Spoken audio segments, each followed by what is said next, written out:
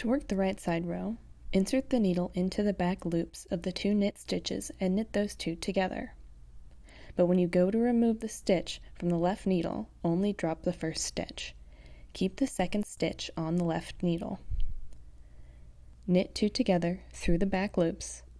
Remove the first stitch from the left needle and repeat this across the row. When you get to the last stitch on your right side row, knit 1 through the back loop to finish.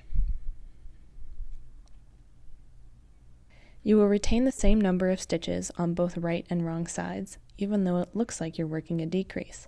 This is because the one stitch you're dropping is a stitch you've already worked into. To work the wrong side row, bring your yarn in front, purl 2 together, and remove just the first stitch from your left needle. Keep the second stitch on the left needle and repeat this across the row.